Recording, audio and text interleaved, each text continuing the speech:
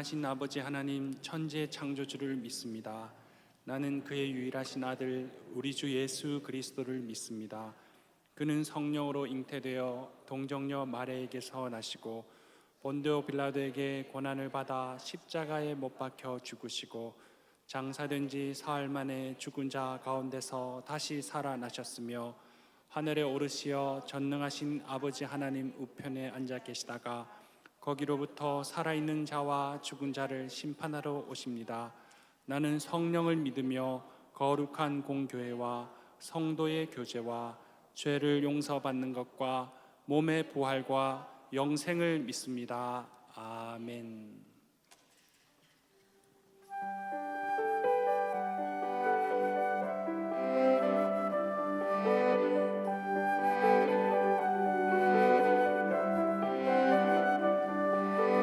빈들의 마른 풀같이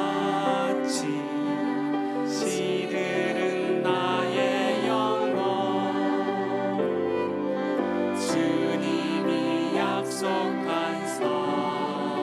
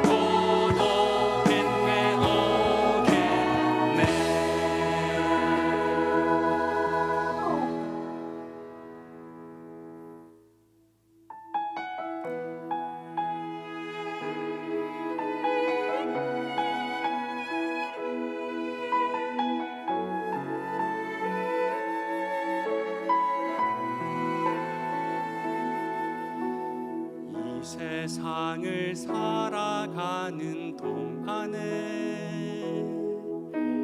나의 힘을 의지할 수 없으니 기도하고 낙심하지 말 것을 주께서 참 소망이 되심이라. 주의 길을 걸어가는 동안에 세상에 것 의지할 수 없으니 감사하고 낙심하지 말 것을 주께서 참 기쁨이 되심이라. 하나님의 꿈이 나의 비전이 되고 예수님의 성품이 나의 인격이 되고 성령님의 권능이 나의 능력이 되길 원하고 바라고 기도합니다. 주의 길을 걸어가는 동안에 주의 길을 걸어가는 동안에 세상의 것 의지할 수 없으니 감사하고 낙심하지 말 것을 주께서 참 기쁨이 되심이라. 하나님의 꿈이 나의 비전이 되고 예수님의 성품이 나의 인격이 되고 성령님의 권능이 나의 능력이 되길 원하고 바라고 기도합니다. 하나님의 꿈이 나의 비전이 되고 예수님의 성품이 나의 인격이 되고 성령님의 권능이 나의 능력이 되길 원하고 바라고 기도함. 하나님의 꿈이 나의 비전이 되고 예수님의 성품이 나의 인격이 되고 성령님의 권능이 나의 능력이 되길 원하고 바라고 기도합니다. 이 시간 교회 공동기도 제목으로 함께 기도드리겠습니다. 첫째, 엘국에서 사역하시고 청년 브릿지가 후원하는 김은강 선교사님, 찬양사역과 관계전도를 통해 캠퍼스 선교가 효과적으로 이루어지도록. 둘째, 가정예배 정착을 위한 90일 작정예배를 통해 모든 성도들이 아름다운 신앙의 유산을 남기도록. 셋째, 미국 내 인종차별과 갈등이 사라지고 한인들의 사업 현장 가운데 피해가 없도록. 담임 목사님의 영육간의 강건함과 가정과 사역을 위하여 다 함께 기도하시겠습니다. 하나님, 이 아침에도 우리의 원함과 우리의 바람과 우리의 기도함이 오직 하나님의 영광을 위해 기도하는 믿음의 자리를 허락하시고 교회 공동기도 제목으로 아뢰 수 있는 은혜 자리 주심에 감사를 드립니다. 애국에서 사역하시고 청년 브릿지가 후원하는 김은강 선교사님의 사역과 가정을 기억하시고 찬양 사역과 관계전도를 통해 캠퍼스 선교가 효과적으로 이루어지도록 역사하여 주시옵소서. 가정예배 정착을 위한 90일 작정 예배를 통하여 모든 성도들이 아름다운 신앙의 유산을 남길 수 있도록 이끌어 주시옵소서. 미국 내 인종차별과 갈등이 사라지게 하시고 한인들의 사업 현장 가운데 피해가 없을 수 있도록 보호하여 주시옵소서. 담임 목사님 영육간의 강건함과 가정과 사역을 위해 기도하오니 성령 충만 말씀 충만한 종 되게 하시며 가정과 사역 가운데 평강에 평강을 더하사 능히 감당케 하여 주시옵소서. 귀한 말씀을 들고 서실 때에 오늘 그 말씀이 우리의 삶 가운데 뿌리내려 그 말씀의 열매를 맺는 이번 한 주가 될 수 있도록 이끌어 주시옵소서.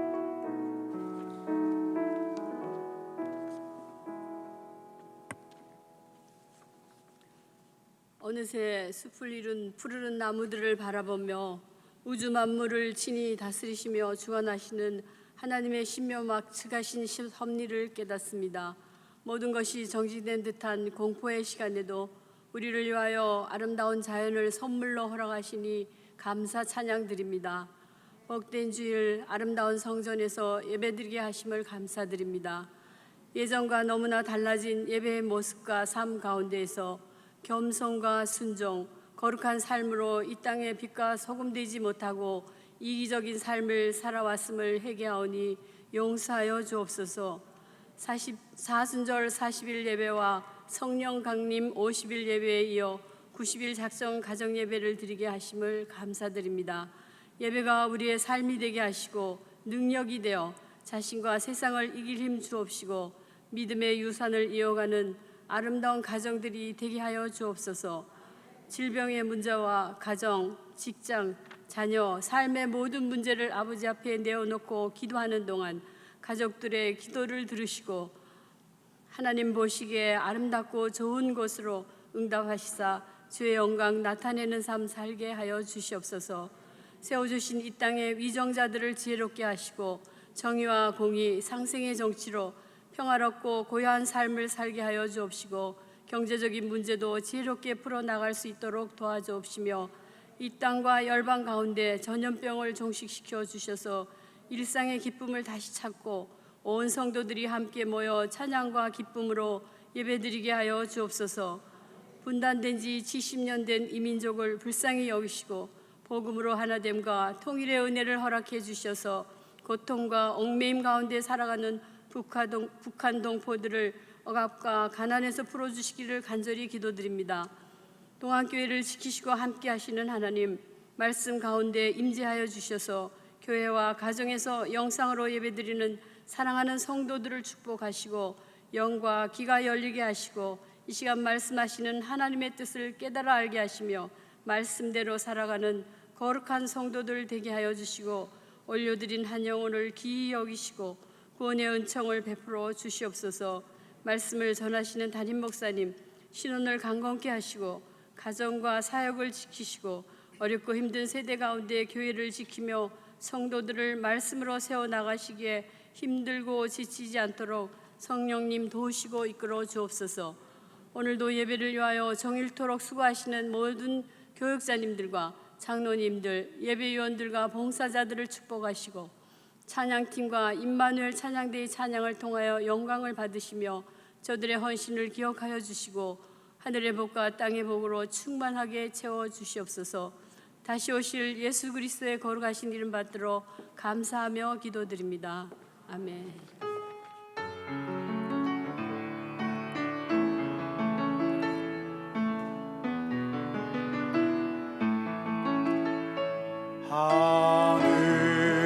하늘에 계신 아버지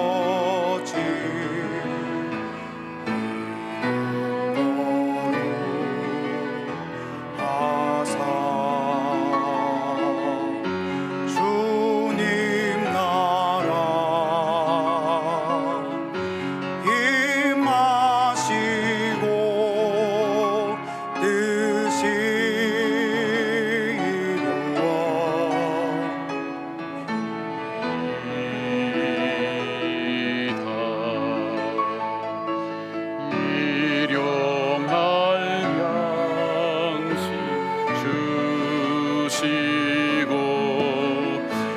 우리들의 큰 죄 다 용서하옵시고 또 시험에 들게 마시고 악에서 구원하소서. 대개 주의 나라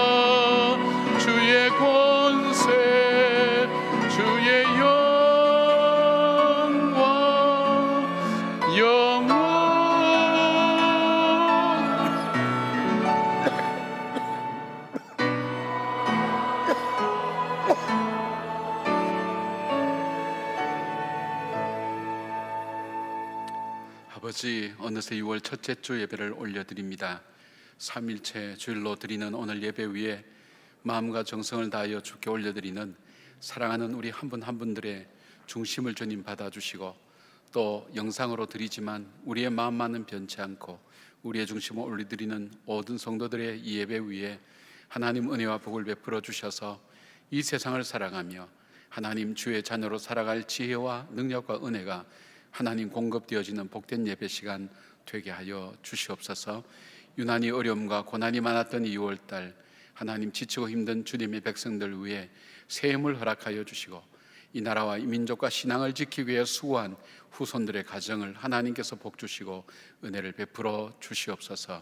귀한 예물을 하나님께 올려드리고 감사함으로 주께 영광 돌리는 사랑하는 성도들의 예물을 하나님 기뻐 받아 주시옵고, 중심으로 드리는 저들의 예물 위에 하나님 땅을 사랑하며 하늘의 신령한 복과 땅의 기름진 곳이 저들의 후손과 후손에 이르기까지 넘치도록 함께 하실 뿐 아니라 주께 드림이 큰 복이 되는 귀한 체험과 놀라운 은혜들을 기억할 수 있는 저희들 되게 하여 주시옵소서.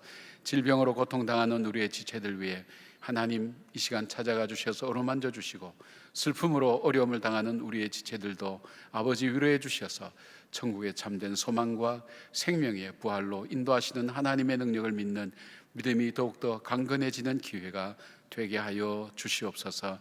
우리 성도님들 안전하게 예배를 드리게 하시고, 하나님 예배를 통해 부어주시는 하나님 은혜가 풍성하게 하시며 놀라운 깨달음을 믿게 하시고 삶의 변화가 있는 예배가 되게 하여 주시옵소서. 우리 주 예수 그리스도의 이름으로 축복하며 기도드리옵나이다. 아멘. 할렐루야. 오늘 주의 전에 오신 여러분들을 환영하고 축복합니다. 또 영상으로 예배 드리는 분을 축복합니다. 우리 좌우 있는 분들 인사를 좀 하시죠. 주의 평강을 기원합니다.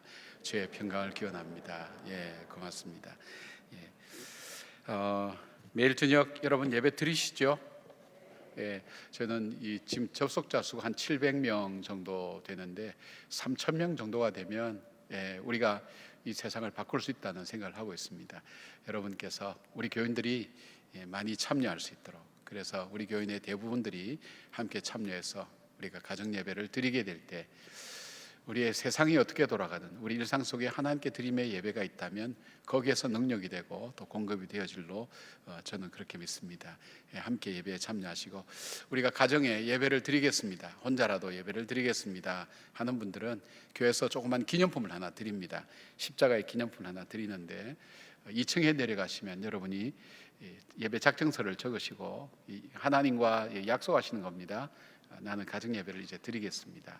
그 기념으로 드리는 겁니다. 십자가를 받아가셔서 예배 드릴 때 십자가를 앞에 딱 놓고요. 그래서 같이 예배를 드리시면 훨씬 더 의미가 있을 겁니다. 우리 자녀들도 십자가를 볼 때마다 엄마 아빠하고 함께 예배 드렸던 시간이구나, 그 생각을 하게 될 줄로 압니다. 여러분께서 계속 그렇게 예배를 드리시길 바랍니다. 첫째 딸은 예배가 시작될 수 있도록, 둘째 딸은 정착되어지고, 셋째는 정말 예배, 가정 예배가 축복이 되는 역사가 이어져서 좋은 습관으로 되어질 수 있도록 그렇게 되기를 바랍니다.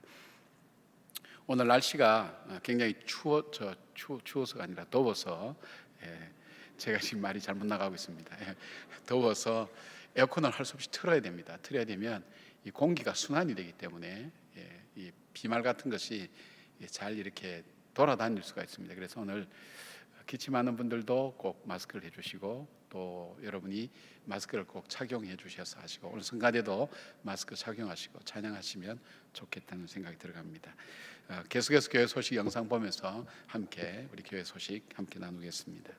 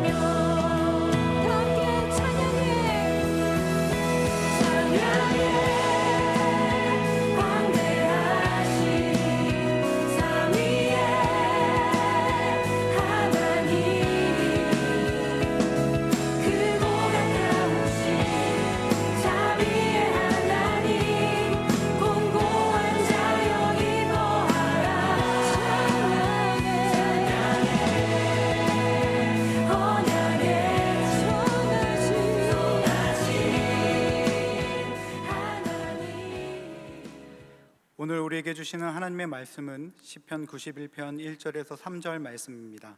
다 함께 일어나셔서 하나님의 말씀을 경청하겠습니다. 지존자의 은밀한 곳에 거주하며 전능자의 그늘 아래 사는 자여, 나는 여호와를 향하여 말하기를 그는 나의 피난처요 나의 요새요 내가 의뢰하는 하나님이라 하리니, 이는 그가 너를 새 사냥꾼의 올무에서와 심한 전염병에서 건지실 것이미로다. 이것은 하나님의 말씀입니다. 아멘.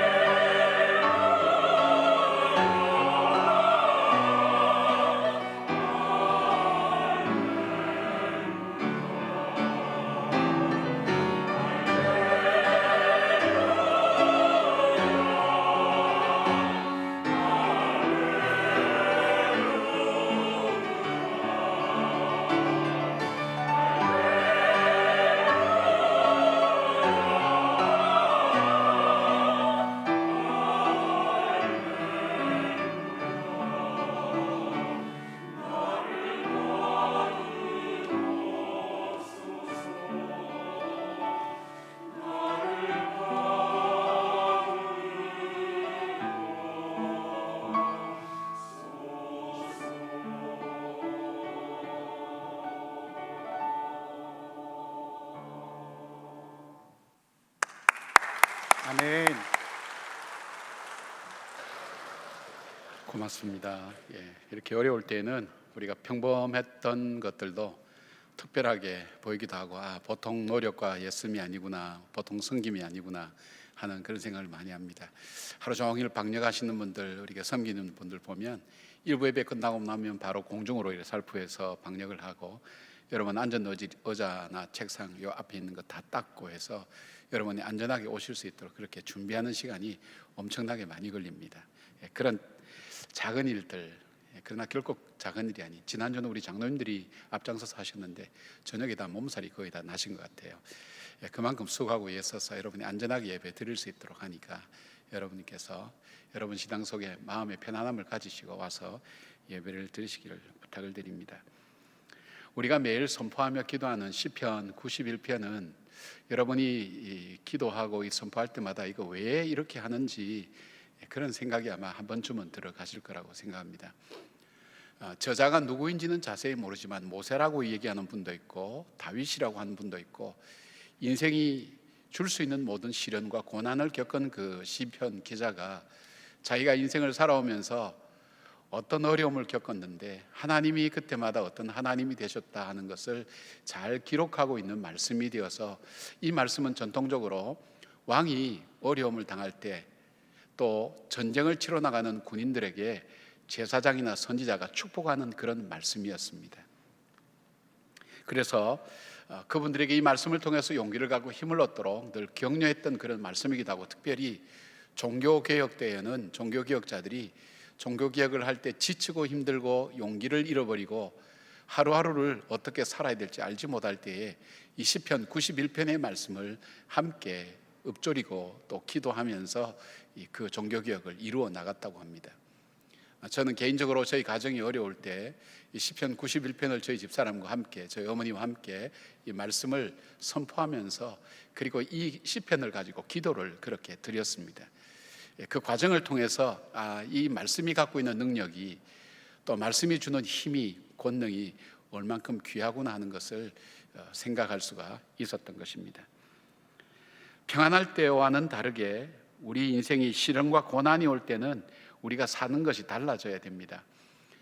고난을 이겨냈던 욥은 그가 고난의 때에 그가 가졌던 하나의 원칙인데 그것은 하나님의 절대 주권을 믿는 겁니다.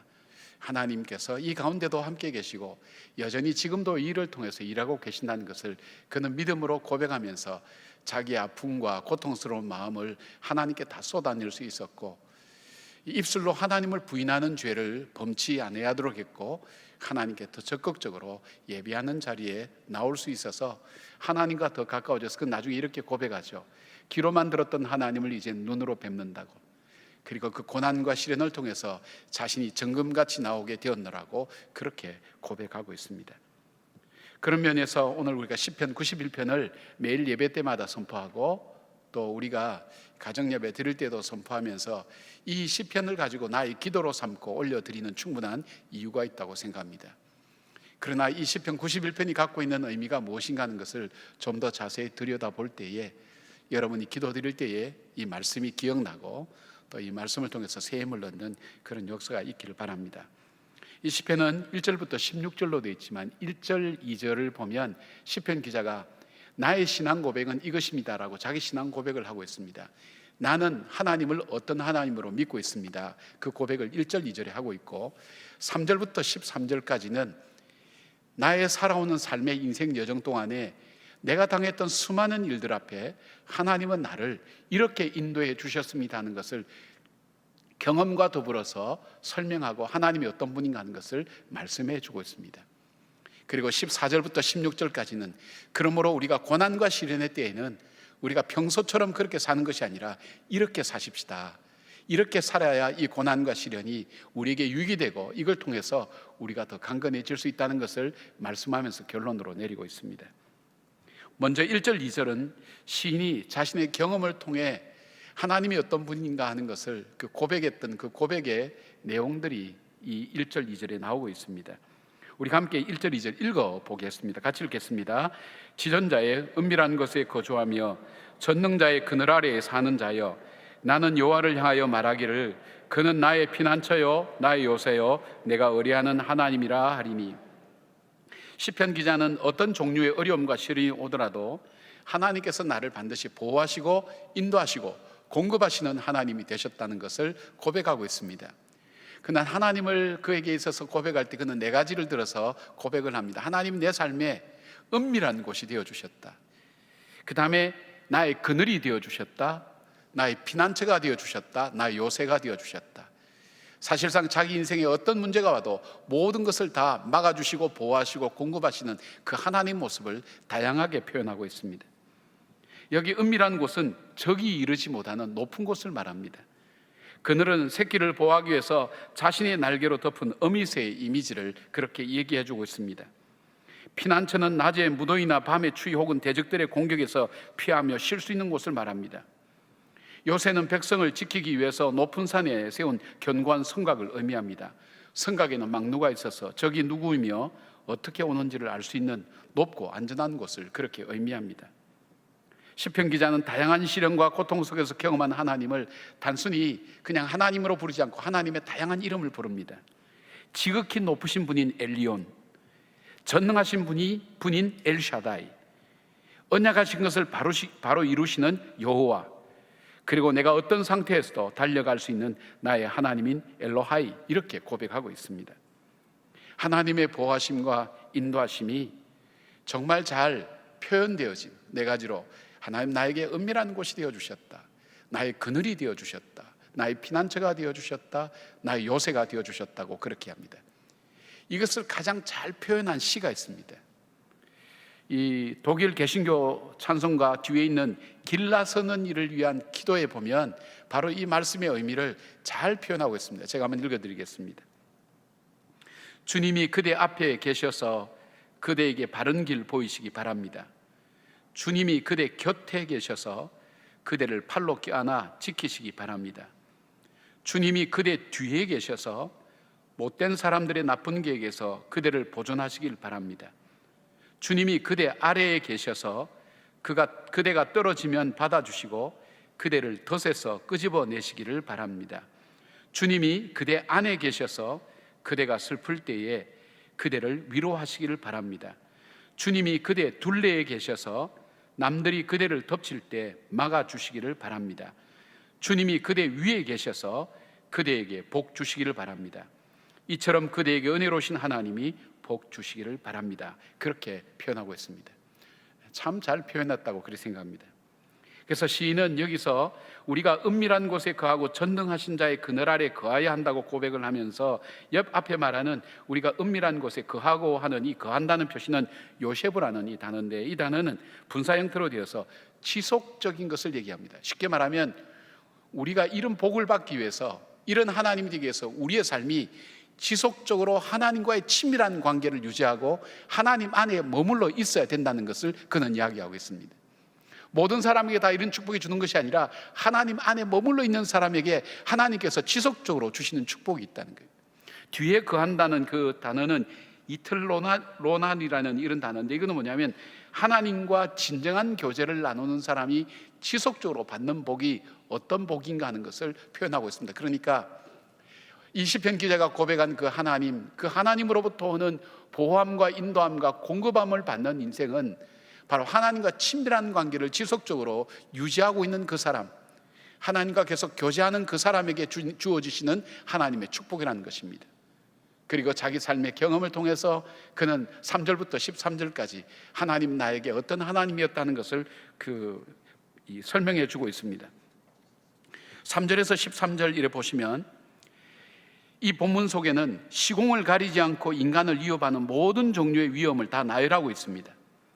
밤과 낮에 다가오는 위험, 의도적으로 해치려고 하는 사람들의 음모, 고의적으로 빠뜨리려고 유인하는 함정, 자신의 실수로 겪게 되는 시련이나 환난, 개인적으로 당하는 문제, 전체적으로 당하는 재난, 무서운 연병이나 알 수 없는 병, 그리고 모든 위협이 물질적인 문제이든 정신적인 문제이든 영적인 문제이든 관계를 통해서 다가오는 일이든 육체의 고통을 당하는 일이든 어떤 일이든 하나님은 그 가운데서 자기를 인도하시고 보호하셨다는 것을 설명하고 있습니다. 어떻게 보호하시고 인도하시는가? 첫 번째, 그는 이 말씀을, 이 어려움을, 자기가 겪었던 어려움을 다 나열하면서 하나님이 그때 나에게 보호하셨던 하나님의 방법에 대해서 말씀하고 있습니다. 어쩌면 여러분의 삶을 살아오는 동안 여러분이 함께 공감하고, 맞아, 나도 하나님께서 이렇게 인도하셔서 고백할 수 있는 일들이 있습니다. 제일 먼저 볼 수 있는 것은 하나님께서 피할 길을 주셨다고 그렇게 말씀합니다.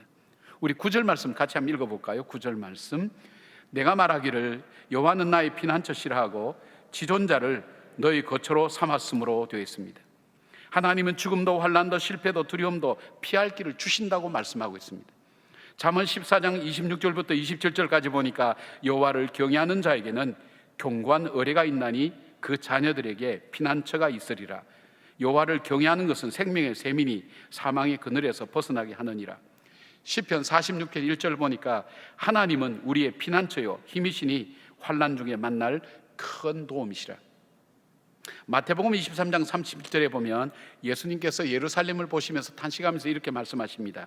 예루살렘아 예루살렘아 암탉이 그 새끼를 날개 아래에 모음같이 내가 내 자녀를 모으려 한 일이 몇 번이더냐 그러나 너희가 원하지 아니하였도다. 그렇게 말씀하고 있습니다. 우리가 신약 성경에도 그렇지 않습니까? 우리가 감당하지 못할 시험은 하나님께서 우리에게 피할 길을 주신다고 하셨습니다. 내가 당하는 시험은 하나님께서 내가 감당할 수 있기에 나에게 주신 것이기 때문에 여러분이 지금 어떤 문제를 당하고 있는지 모르지만 능히 감당할 능력이 하나님 은혜가 우리 속에 있는데 우리가 감당하지 못할 것은 하나님께서 피할 길을 주셨다는 거예요. 지금도 저희 인생을 돌이켜 바라보면 이것이 만약에 내 인생에 닥쳐왔다면 나는 견딜 수 없었을 거야. 도무지 나는 이 문제를 이길 수 없었을 거야 하는 부분들이 많은데 그런 일들을 하나님께서 피하도록 해주셨다는 것을 보게 됩니다. 이스라엘 백성은 하나님께서 피난처 되신다고 초청했지만 피난처 되신 하나님을 거절하고 그들은 결국 예루살렘 성이 돌 위에 돌 하나 남지 않는 멸망을 당했던 것을 보게 됩니다. 두 번째로 시편 기자가 하나님은 자기를 어떻게 인도해 주시는가? 방패가 되어 주신다고 했습니다. 4절 말씀 같이 읽겠습니다. 4절 말씀 시작. 그가 너를 그의 기소로 덮으시리니 내가 그의 날개 아래에 피하리로다. 그의 진실함은 방패와 손방패가 되시나니. 자신이 언약한 것을 신실하게 행하시는 분, 그 성실하심으로 내 삶 속에 내 인생의 방패와 손방패가 되어주신다. 큰 것도 막지만 근접해서 나에게 다가오는 것들도 막아주시는, 뭐든지 주님께서 피할 길과 막을 길을 주신다는 것. 창세기 15장에 보면 1절 보면 아브라함이 조카 롯을 구하고 그 연합군들이 공격해서 조그만 400명 가지고 싸웠던 이 아브라함에게 쳐들어오면 어떻게 할까는 두려움이 아브라함 속에 가득 차 있을 때 하나님께서 나타나셔서 이렇게 말씀합니다. 아브라함아 두려워 말라. 나는 내 방패요 너희 지극히 큰 상급이라. 하나님이 선포해 주시면서 아브라함은 담대해졌습니다. 그리고 하나님께서는 아브라함에게 큰 비전을 보여주셨습니다. 하나님께서 너의 방패가 되시는데 누가 너를 건들고 누가 너에게 공격하겠는가? 방패가 되어주신다. 야곱의 아들 시몬과 레이가 자기 누이 동생 다말이 세겜의 추장의 아들한테 어려움을 당하게 될 때에 그들에게 할례를 받아야 우리의 이 여동생을 줄 수 있다고 해서 세겜 남자들이 다 할례를 받았습니다. 그때 이 시몬과 레이가 세겜 남자들을 다 죽였습니다. 이 잔인함과 이 모든 것을 본 야곱이 내가 돌아갈 곳은 베델이라고 베델로 올라가자고 할 때에 하나님께서 다른 족속으로 하여금 바로 이 야곱의 일행을 죽여가지 못하도록 방패가 되어주시고 막아주셨다는 겁니다. 자기 인생을 살아가면서 하나님께서 내 인생 속에 내가 견디지 못할 것을, 내가 당할 수밖에 없는 걸 주님께서 방패가 되어주시고 막아주셨다는 것을 그는 그렇게 고백하고 있습니다. 세 번째에는 그가 가야 될 길이라면 하나님은 보호해 주시면서 그 길을 걸어가게 만드셨다는 겁니다. 하나님은 우리를 형통한 길로 인도해 주신다고 약속하셨죠. 형통한 길이 어떤 길이라는 거 말씀을 해주셨죠. 넓은 길과 좁은 길과 좋은 길과 거친 길과 둘러갈 길과 바로 가는 지름길과 이것이 중요한 길이 아니라 형통한 길이 아니라 내가 가려고 하는 목적지에 연결되는 길이 형통한 길이라고 했죠. 하나님께서 형통한 길로 인도할 때 그것이 거친 곳이라면, 때로는 그것이 좁은 길이라면, 그것이 넓은 길이라면, 그것이 둘러가는 길이라면 그 길에 갈 수 있도록 하나님께서 예배해 주시고 준비해 주시고 걸어갈 수 있도록 해 주셨다는 그런 말씀입니다. 11절 말씀 같이 한번 읽어볼까요? 11절 말씀 읽어보겠습니다. 시작. 그가 너를 위하여 그의 천사들을 명령하사 내 모든 길에서 너를 지키게 하심이라. 다윗은 그래서 자신이 사망의 음침한 골짜기를 다닐지라도 그는 두려워하지 않는다고 했습니다. 왜냐하면 주의 지팡이와 막대기가 나를 안위하신다고 했습니다. 내가 어디를 가든 사망의 음침한 골짜기를 가든 밝은 대낮에 넓은 길을 가든 내가 두려워하지 않을 것은 그 주님께서 나로 하여금 넓을 때는 넓은 길을 갈 수 있는 은혜와 능력을 주시고 좁은 길은 좁은 길을 갈 때에 능력과 은혜를 주시고, 그리고 내가 거친 길을 갈 때는 다치지 않도록 하나님께서 그 길을 열어주시고 단단한 신발도 준비해 주시고, 내가 둘러갈 길을 걸어갈 때에는 오래 인내하며 걸어갈 수 있는 힘도 하나님 공급해 주신 하나님, 나로 하여금 형통한 길로 인도하시기 위해서 가야 될 길을 가게 하신 그 하나님이라는 고백을 하나님 앞에 올려드리고 있는 것입니다. 그리고 네 번째는 하나님께서 자기가 가는 길에 주셨던 것이 그 일을 감당할 능력을 주셨고 이길 수 있는 권세를 허락해 주셨다는 겁니다. 여러분, 여기에 이 조그만 접시에 이게 담겨 있습니다. 이거 저 드는 거 쉽습니다. 왜냐하면 제게 힘이 있기 때문에. 아무리 이것이 가벼워도 내가 힘이 없으면 이거 못 듭니다. 하나님께서는 그 일을 감당할 능력을 부어주셨고, 그 다음에 사단이 아무리 거센 사자처럼 그리고 뱀처럼 간교하다 할지라도 그것을 이길 수 있는 지혜와 능력을 하나님께서 나에게 공급해 주셨다는 것을 말씀하고 있습니다. 13절 말씀 같이 한번 읽어볼까요? 시작.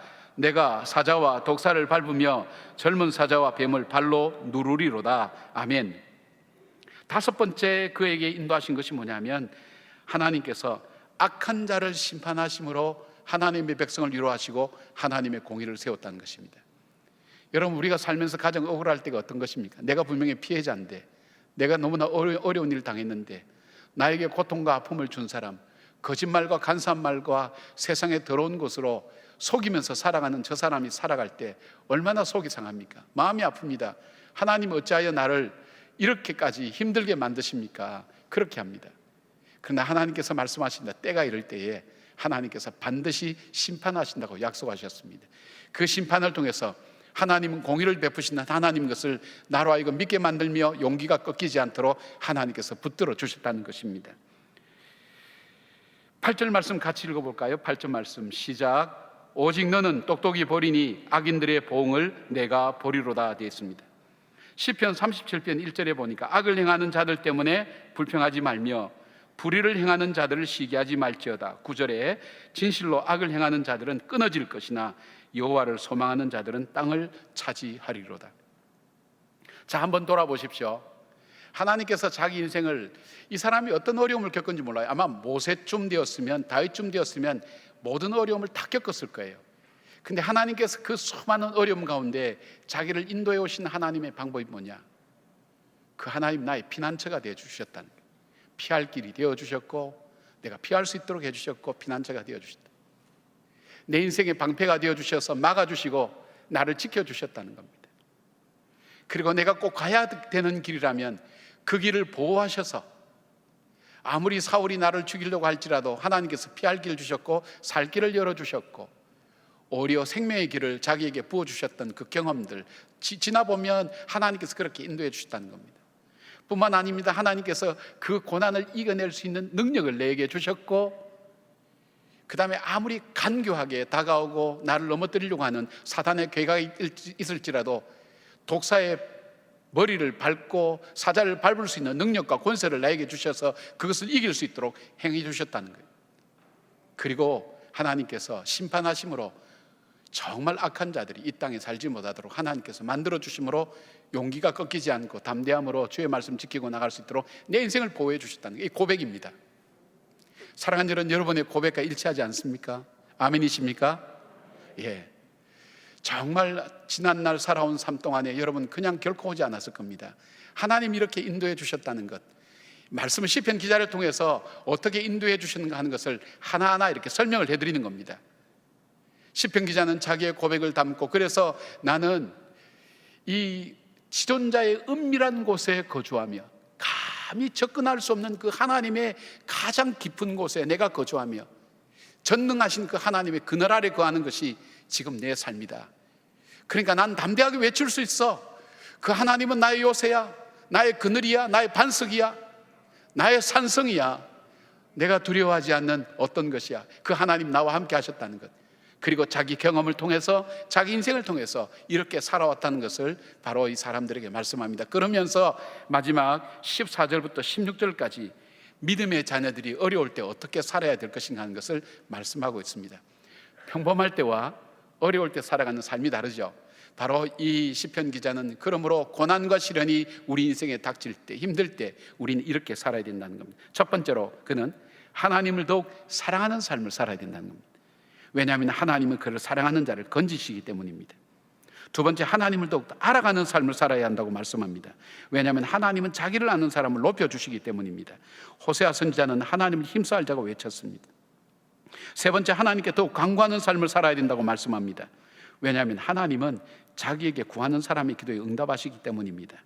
그리고 자기를 향해 부르짖는 사람, 그 사람이 환난당할 때 그와 함께하며, 그와 동행하며 함께하며 그를 건지시고 그를 영화롭게 하시겠다고 약속하셨습니다. 자, 한번 정리를 하겠습니다. 내가 평범할 때 살아가는 그 삶이 신앙생활이 아니라 내가 곤고하고 어려울 때 나에게 있어서 살아야 될 그 어려움을 이겨낼 수 있는 삶의 지혜가 담긴 영적 원리가 뭐냐? 내가 하나님을 더 사랑하는 삶을 살자. 하나님을 더 깊게 하는 기회로 삼자.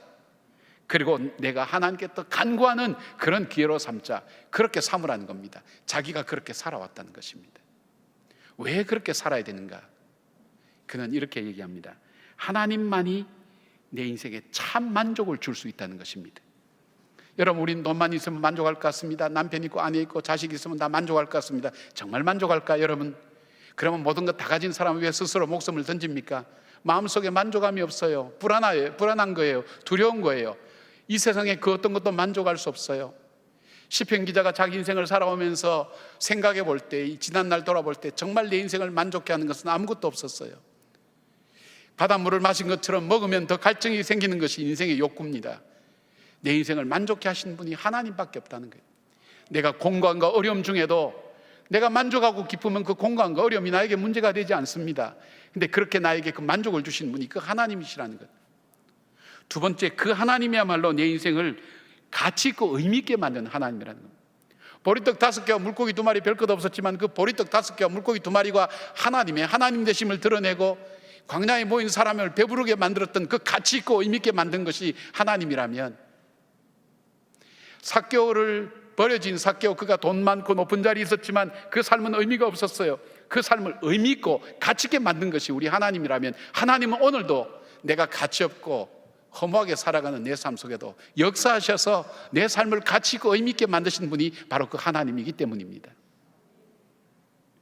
세 번째, 그 하나님이 길이 되시고 진리요 생명 되신다는 것입니다. 여러분, 제가 이제 우리 교회 온 지 한 20년 됩니다. 20년 올 때는 우리 교회는 전통교회였습니다.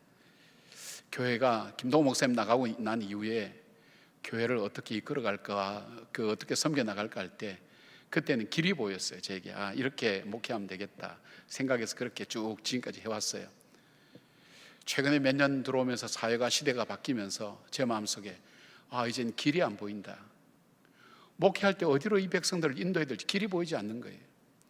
하나님 앞에 그 문제 때문에 많이 씨름했어요. 하나님, 제가 목회자인데 이 교회를 어디로 이끌어야 될지. 우리가 교만한 얘기입니다. 한 10년은 다른 교회보다는 앞서간다고 생각하고 그렇게 자부심을 갖고 교회를 이끌어 왔는데 이젠 제 길이 보이지 않습니다. 근데 갑자기 제 마음속에 내가 곧 길이요 하는 음성이 팍 들리는 거예요.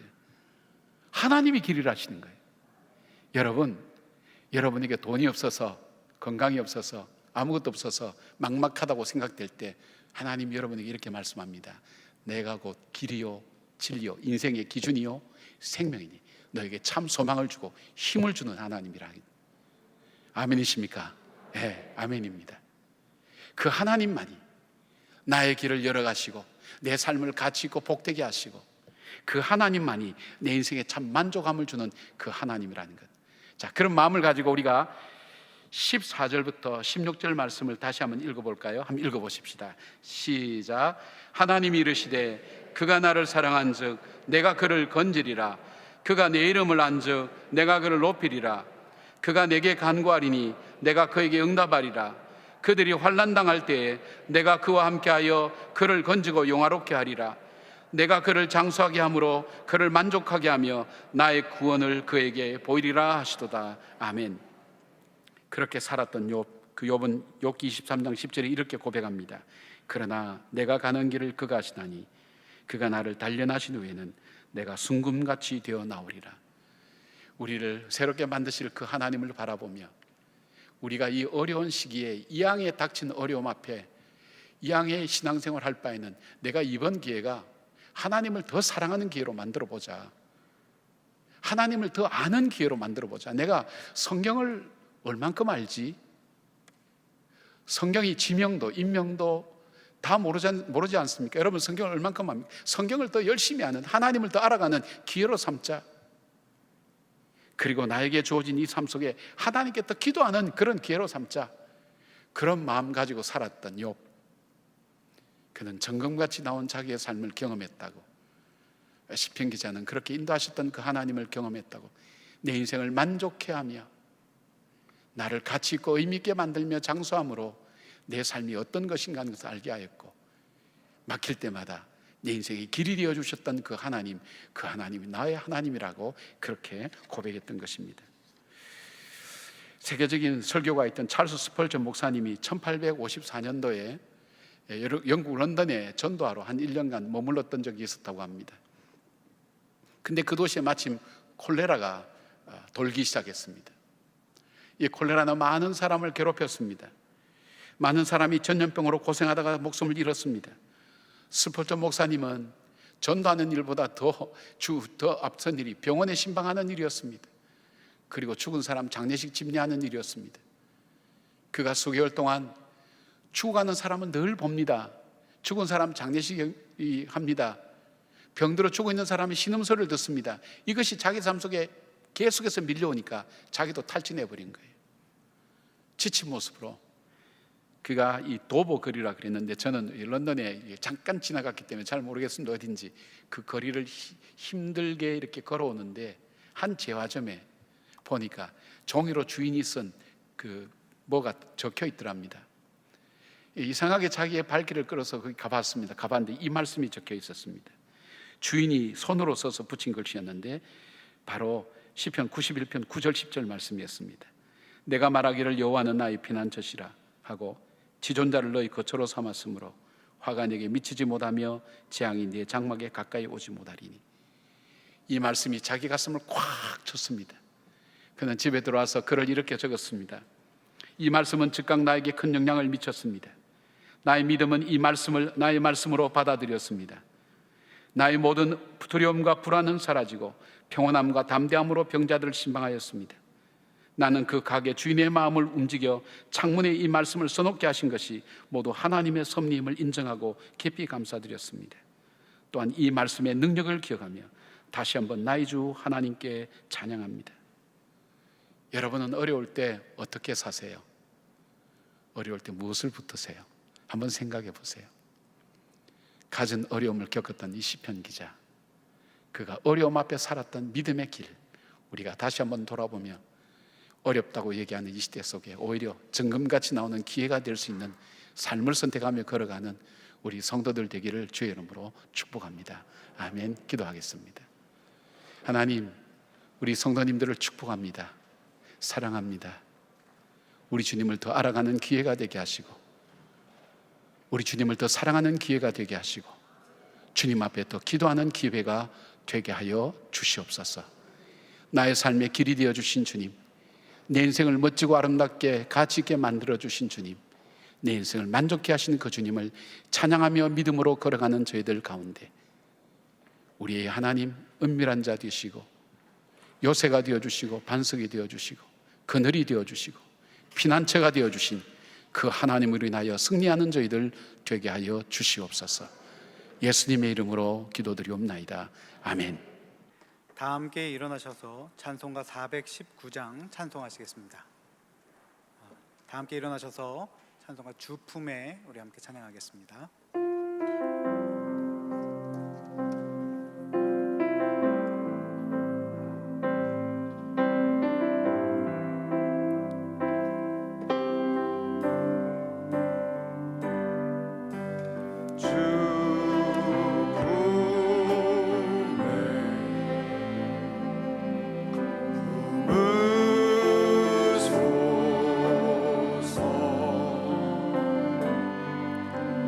네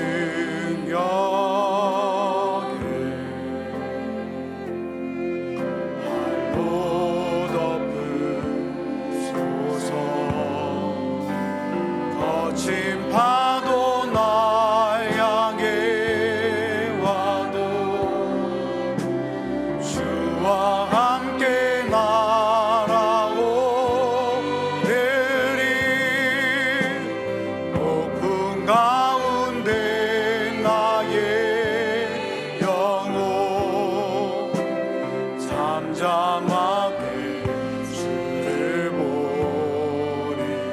주님 안에 나 거하리. 주님 안에 나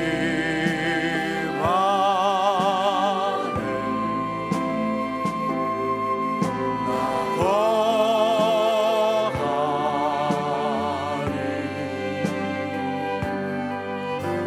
주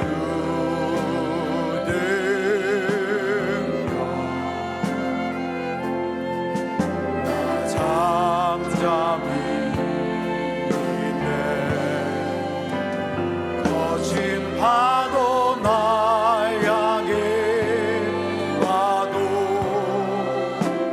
주와 함께 날아오르리.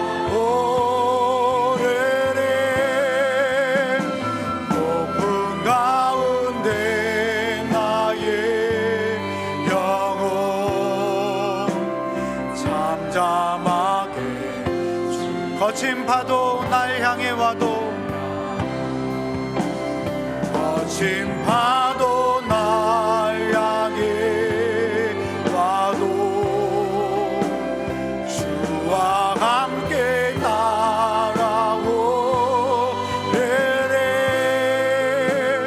높은 가운데 나의 영혼 잠잠하게 주를 보리라. 시편 91편을 믿음으로 선포하겠습니다. 자막을 보시고 함께 낭독하겠습니다. 지존자의 은밀한 곳에 거주하며 전능자의 그늘 아래에 사는 자여, 나는 여호와를 향하여 말하기를 그는 나의 피난처요 나의 요새요 내가 의뢰하는 하나님이라 하리니, 이는 그가 너를 새 사냥꾼의 올무에서와 심한 전염병에서 건지실 것이미로다. 그가 너를 그의 깃으로 덮으시리니 내가 그의 날개 아래에 피하리로다. 그의 진실함은 방패와 손방패가 되시나니, 너는 밤에 찾아오는 공포와 낮에 날아드는 화살과 어두울 때 퍼지는 전염병과 밝을 때 닥쳐오는 재앙을 두려워하지 아니하리로다. 만 명이 내 오른쪽에서 엎드려지나 이 재앙이 내게 가까이 하지 못하리로다. 오직 너는 똑똑히 보리니 악인들의 보응을 내가 보리로다. 내가 말하기를 여호와는 나의 피난처시라 하고 지존자를 너의 거처로 삼았으므로 화가 내게 미치지 못하며 재앙이 내 장막에 가까이 오지 못하리니, 그가 너를 위하여 그의 천사들을 명령하사 내 모든 길에서 너를 지키게 하심이라. 그들이 그들의 손으로 너를 붙들어 발이 돌에 부딪히지 아니하게 하리로다. 내가 사자와 독사를 밟으며 젊은 사자와 뱀을 발로 누르리로다. 하나님이 이르시되 그가 나를 사랑한즉 내가 그를 건지리라. 그가 내 이름을 안즉 내가 그를 높이리라. 그가 내게 간구하리니 내가 그에게 응답하리라. 그들이 환난 당할 때에 내가 그와 함께하여 그를 건지고 영화롭게 하리라. 내가 그를 장수하게 함으로 그를 만족하게 하며 나의 구원을 그에게 보이리라 하시도다. 아멘. 기도하겠습니다. 주님이 그대 앞에 계셔서 그대에게 바른 길 보이시기를 바랍니다. 주님이 그대 곁에 계셔서 그대를 팔로 껴안아 주시기를 바랍니다.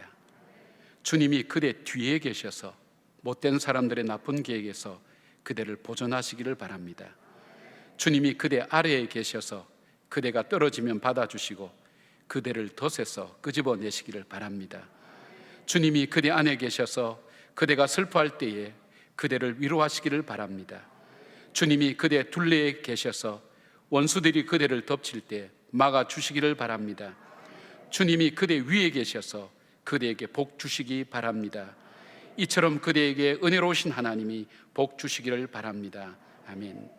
이제는 우리 주 예수 그리스도의 은혜와 우리 하나님의 사랑과 성령님의 역사하심이 나에게 반석과 요새와 산성과 피난처와 은밀한 곳과 그리고 내가 거할 아름다운 곳이 되어주신 그 하나님을 찬양하며 그 믿음 붙들고 살기로 다짐하는 주의 백성들 모두에게 그 앞날 위에 관련된 일들과 사람들 위해 이 나라와 이 민족 위에 지금부터 영까지 함께 하시기를 간절히 축원하옵나이다. 아멘.